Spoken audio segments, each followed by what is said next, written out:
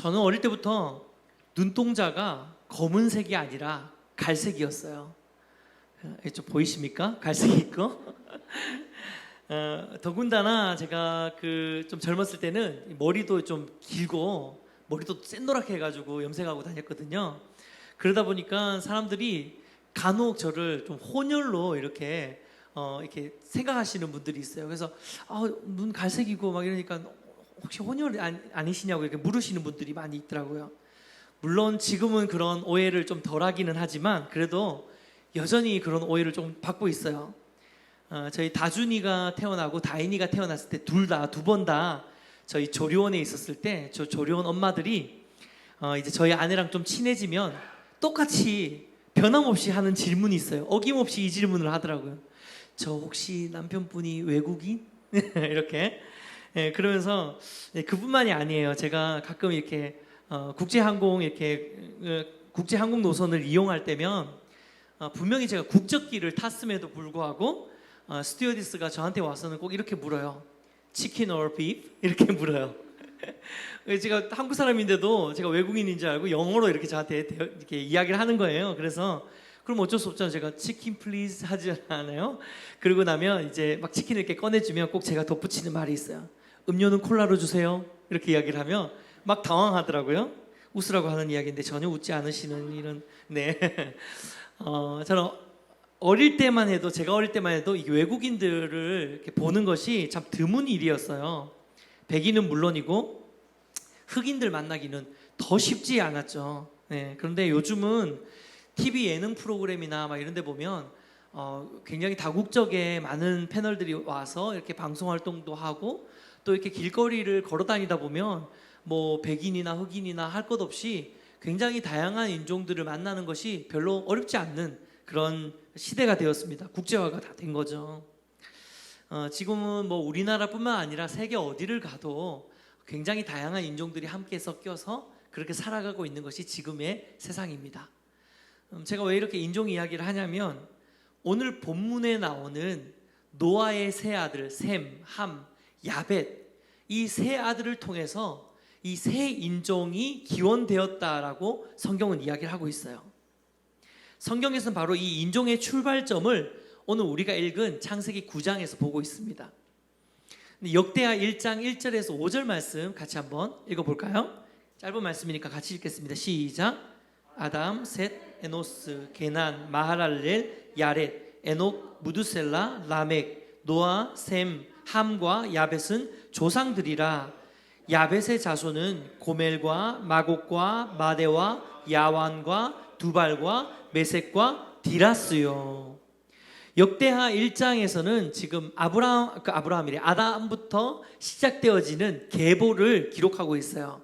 근데 아담으로부터 셋과 에노스와 쭉 내려와서 노아, 그리고 노아의 세 아들인 셈, 함, 야벳이 인류의 조상이라고 이야기를 하고 있습니다.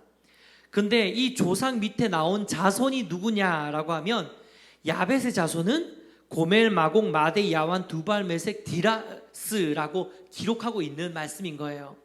근데 그 뒤에 8절 말씀에는 야벳이 아니라 함의 자손도 나옵니다. 같이 읽을까요? 시작. 함의 자손은 구스와 17절 읽겠습니다. 시작.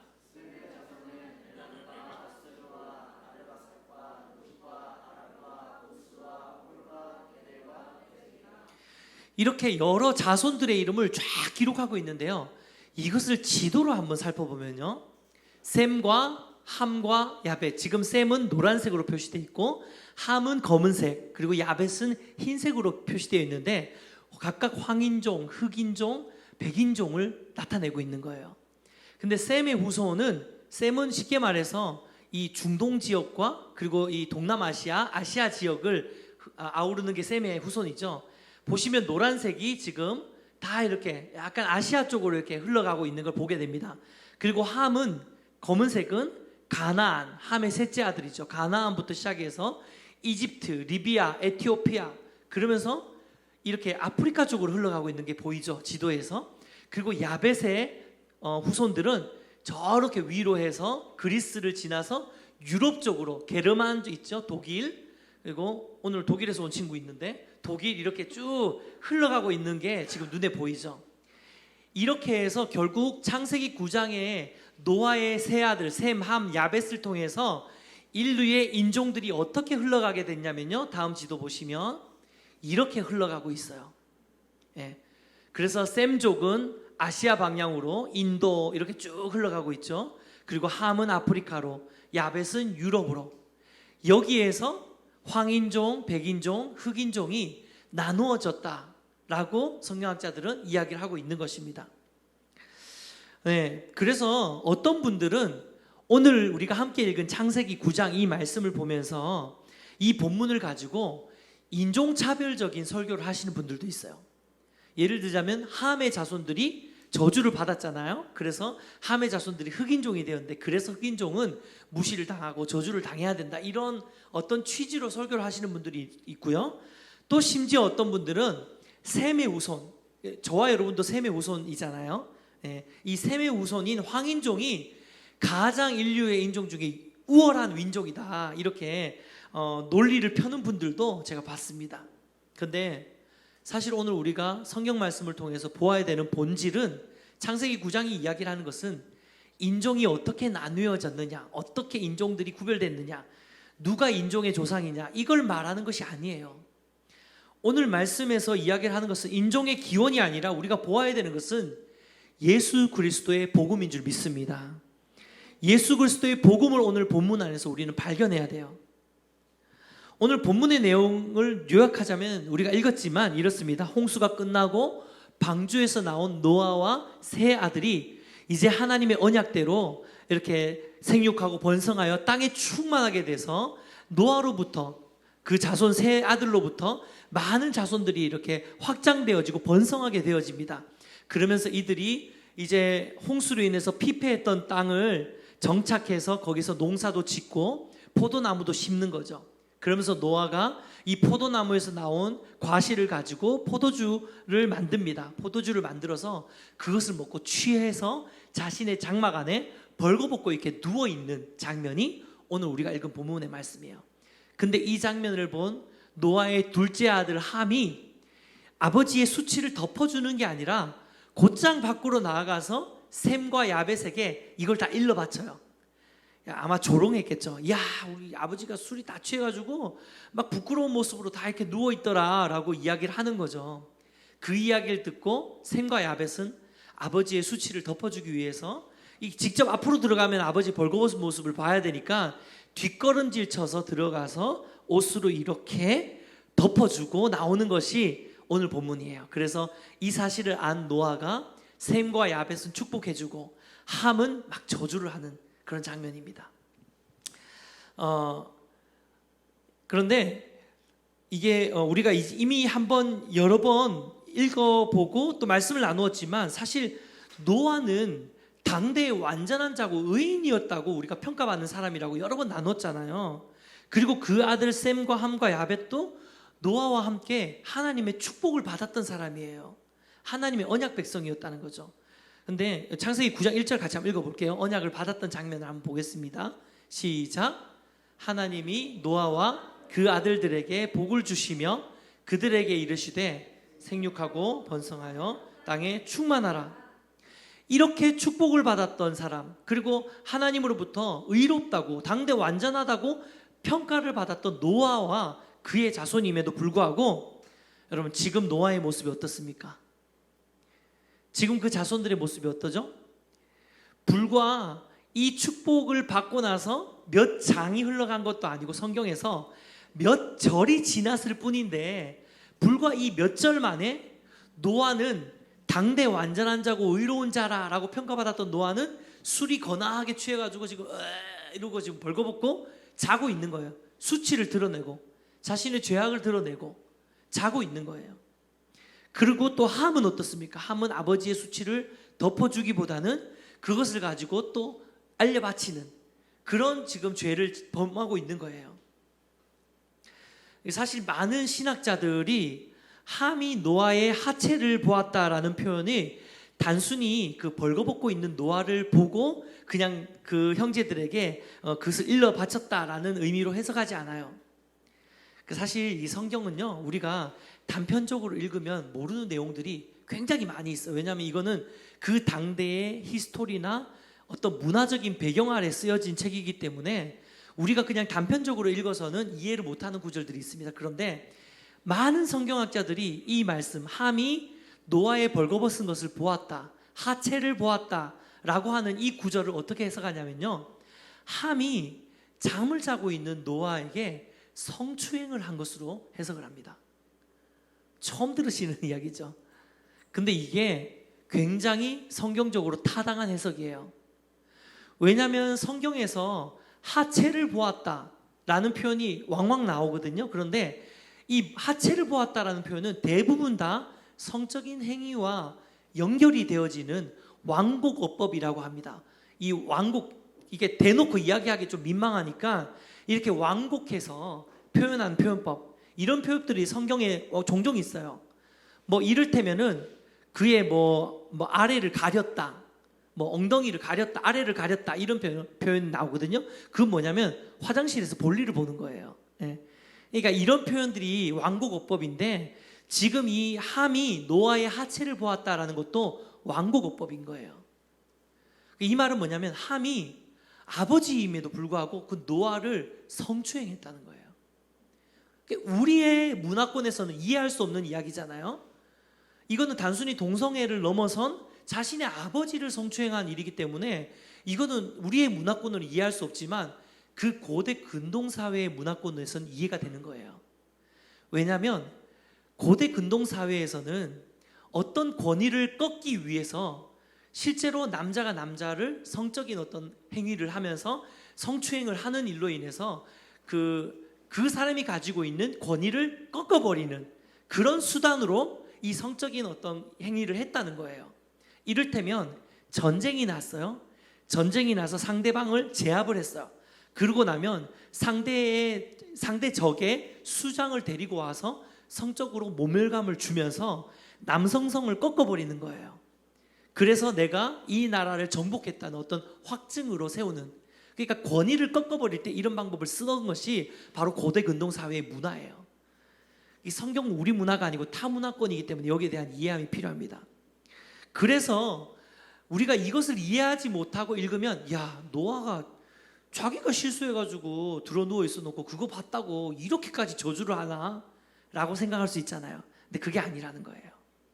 함이 굉장히 심각한 죄를 지금 범하고 있다는 것입니다. 어쨌든 이유야 어찌됐든 간에 결과적으로 이 홍수 심판 이후에 하나님께서 노아에게 그리고 그 자손들에게 정말 아담과 하와에게 주셨던 그 언약을 다시 갱신시켜 주면서 노아와 그 세 아들을 통해서 생육하고 번성하여 이제 이 땅 가운데서 하나님의 나라를 세워라 라는 언약 백성으로 만들어 줬음에도 불구하고 제가 아까 전에 말씀드린 것처럼 성경에 몇 줄이 지나지 않는 상태에 벌써 노아도 타락하기 시작하고 벌써 노아의 자손인 함도 죄를 짓기 시작하는, 이게 바로 사람의 본질, 본능이라는 거예요. 여러분, 우리는 이 말씀을 앞에서 인간은 어쩔 수 없는 죄인이구나 라는 사실을 분명히 인정해야 되는 줄 믿습니다.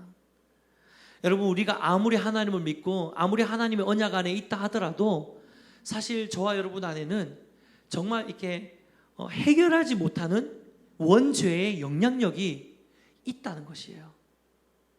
아담과 하와로부터 흘러나온 이 원죄의 영향력 아래 우리는 늘 이 죄의 종로로 타는 모습으로 살 수밖에 없는 그런 연약한 존재임이 분명합니다. 오늘 노아가 그 모습을 너무나도 잘 보여준다는 거죠. 저는 특별히 오늘 이 말씀을 묵상하면서 의인이었던 노아가 왜 이렇게 영적 긴장감을 풀고 죄를 지었을까? 실수하게 되었을까? 저는 그 이유에 대해서 생각을 하다가 오늘 본문의 21절 말씀에 나오는 장막이라는 단어로 좀 힌트를 얻게 됐어요. 같이 한번 읽어볼게요. 시작.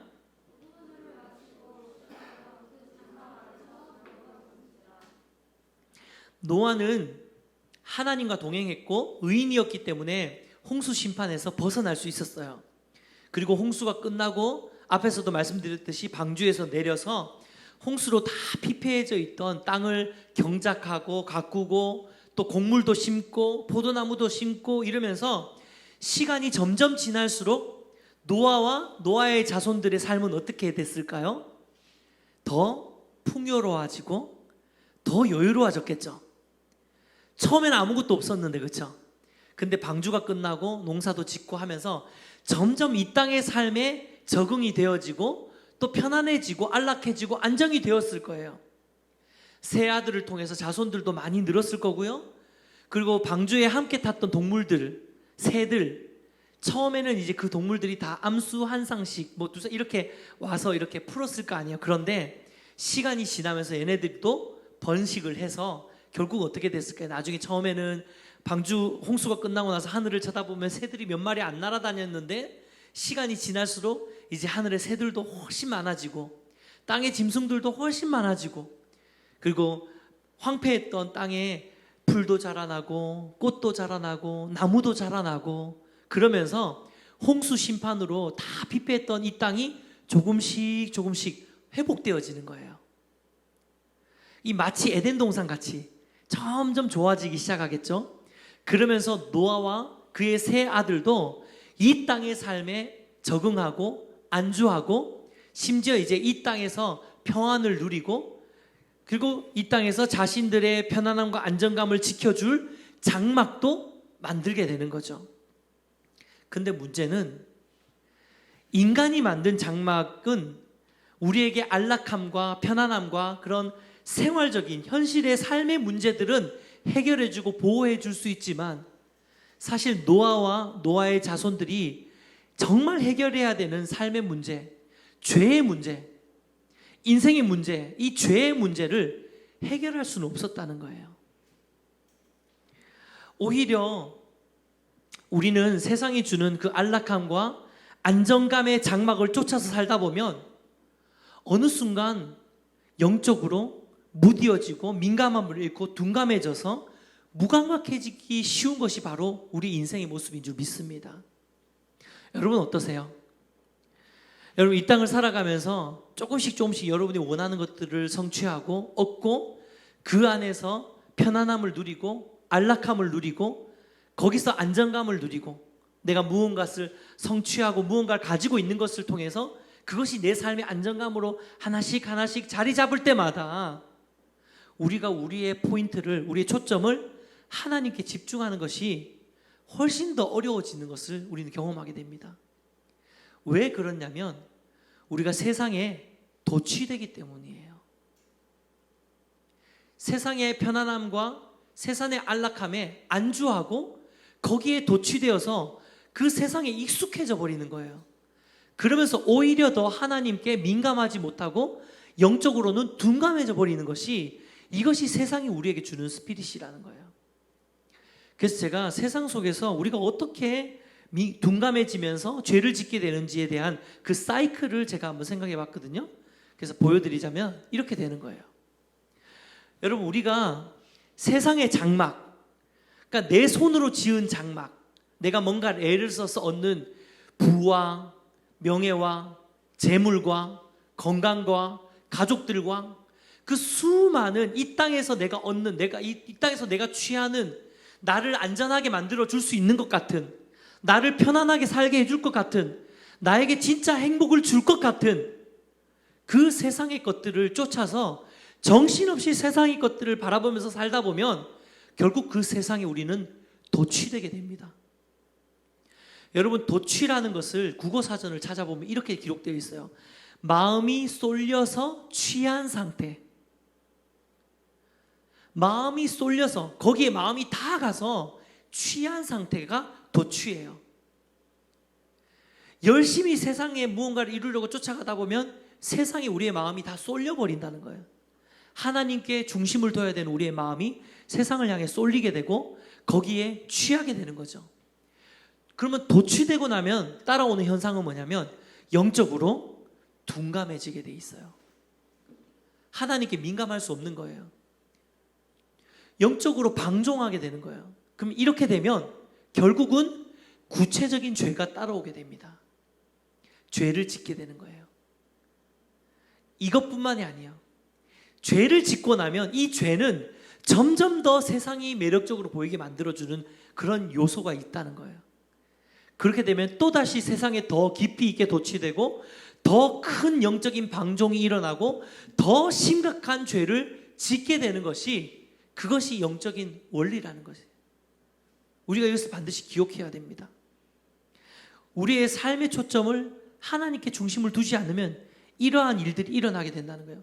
이것을 정확하게 보여주는 것이 바로 지금 노아와 노아의 가족들의 모습이라는 거예요.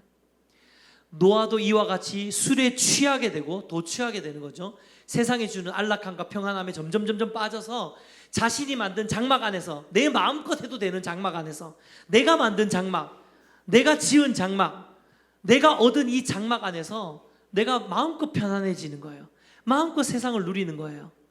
하나님께 중심을 두지 않고. 그렇게 했을 때 노아도 영적으로 무감각해지고 무디어져서 결국은 죄의 수치를 드러내게 되는 거예요. 그런데요, 중요한 것은 노아가 이 땅에서 만들어내고 성취했던 그 장막이 결코 노아에게 안락한 삶을 주었을지는 모르지만, 노아의 인생에 있어서, 인간의 인생에 있어서 가장 중요한 죄의 문제를, 죄의 수치를 가리워주는 장막은 아니었다는 거예요. 그 장막 안에 숨어서 술 취하고 방탕하고 옷을 다 벗어서 던지고 거기서 또 성적인 일들이 일어나고 그러면서 그 죄의 온상이 되는 이 장막이지만, 겉으로는 사람들의 눈은 피할 수 있지만 우리의 인생에 있는 깊은 죄의 문제는 절대로 가려줄 수 없는 것이, 그게 인간의 장막이라는 거예요. 그래서 우리는 우리의 깊은 죄의 문제, 인생이 죽음 앞에 섰을 때 정말 유일하게 문제가 될 수 있는 문제, 여러분, 인생의 수많은 문제들은 죽음 앞에 서면 하나도 문제될 게 없어요. 끝나는 거예요. 그렇지만 유일하게 죽음 앞에 섰을 때도 문제가 되는 게 있습니다. 그건 뭐냐면 죄예요. 죄. 이 죄의 문제를 해결할 수 있는 장막이 우리에게는 필요한 줄 믿습니다. 우리가 돈을 많이 번다고 해서, 건강하다고 해서, 지식을 쌓는다고 해서, 관계를 맺는다고 해서 이 죄의 문제를 해결할 수 있는 어떤 쉘터, 보호할 수 있는 그런 장막을 얻을 수 있는 것은 아니에요.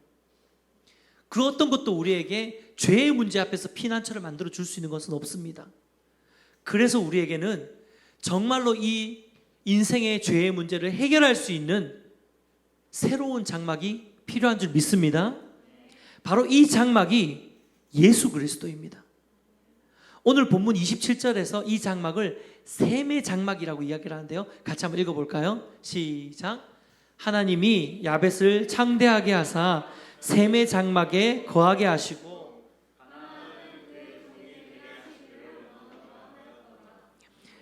여러분, 셈의 장막이라는 것은 셈의 후손으로 오신 예수 그리스도 메시아를 의미하고 있는 거예요. 예수님께서 셈 족속의 후손으로 오셔서 예수의 보혈의 능력으로 우리를 덮어주셨죠. 장막처럼. 이것이 바로 여기서 예언하고 있는 셈의 장막이에요. 이 땅에서 우리가 만들고 우리가 성취하고 우리가 얻고 있는 수많은 장막들, 이를테면 돈의 장막, 명예의 장막, 가족의 장막, 건강의 장막, 사업의 장막, 지식의 장막, 그 부유함의 장막, 편안함의 장막, 수많은 장막들 안으로 우리가 들어간다 할지라도 그 장막이 결코 우리의 죄의 수치, 숨겨진 죄의 수치를 덮어주고 해결해 줄 수 없습니다. 오직 셈의 장막, 오늘 27절에 말씀하시는 셈의 장막 되시는 예수 그리스도의 장막 안으로 우리가 날마다 우리 삶의 자리에서 나아갈 때 비로소 우리는 우리 삶의 모든 죄의 문제를 해결받고 완전한 안정감과 샬롬 안으로 들어가게 될 줄 믿습니다. 이것이 우리에게 필요한 거예요. 말씀을 맺겠습니다. 저는 오늘 본문 말씀을 묵상하다가 굉장히 묘하게 오버랩되는 성경의 한 장면이 있었어요. 그건 뭐냐면, 아담과 하와가 죄를 지은 다음에 옆에 있는 나뭇잎을 막 모아가지고 나뭇잎을 엮어가지고 치마를 만들어서 자신이 벌거벗은 수치를, 부끄러움을 가렸잖아요. 이 장면이 딱 떠오르는 거예요.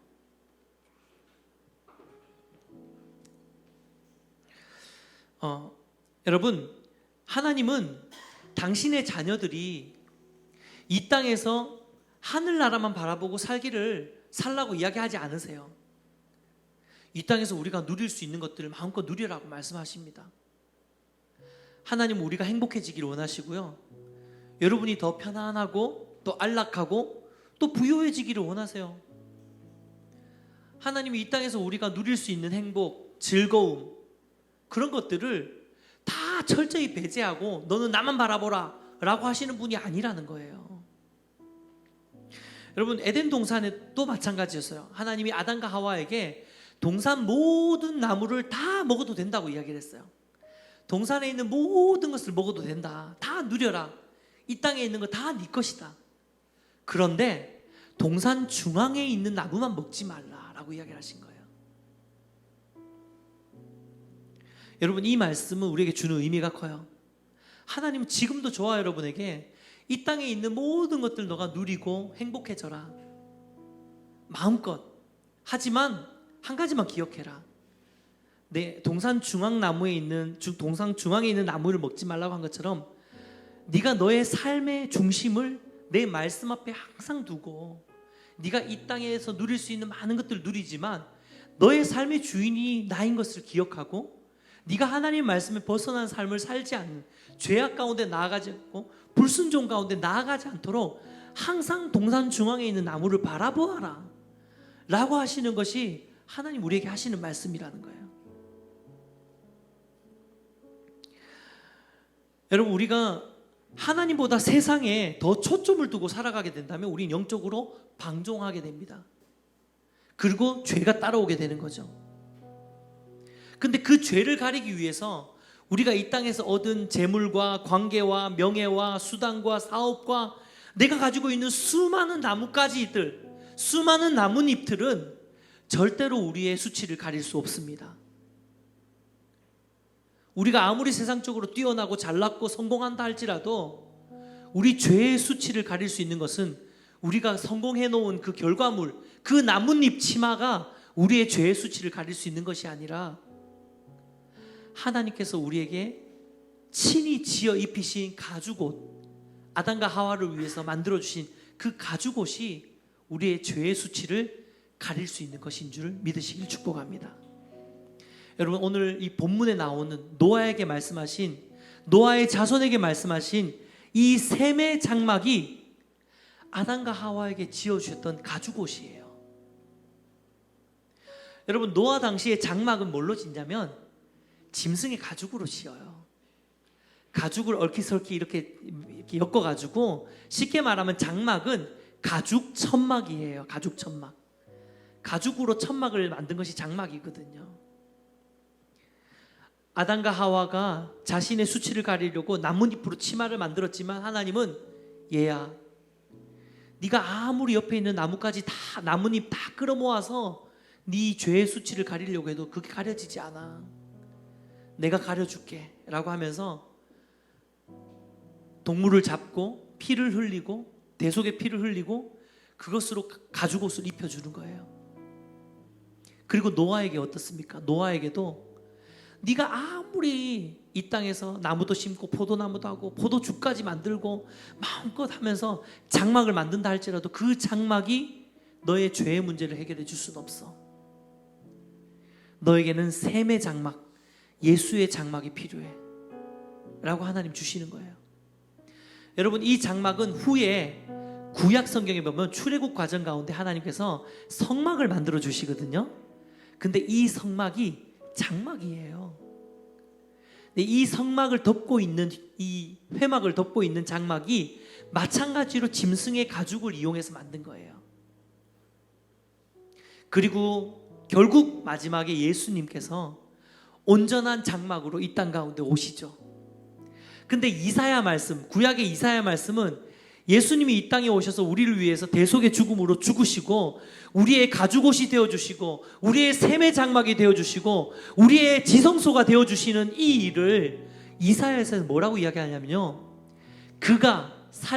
예수님의 살 가죽이 찔려지고 찢겨지고 상하고 채찍질 당함으로 인해서 우리에게 구원을 주셨다라고, 생명을 주셨다고, 나음을 주셨다라고 이야기하고 있습니다. 할렐루야. 여러분, 예수님이 우리의 샘의 장막이 되십니다.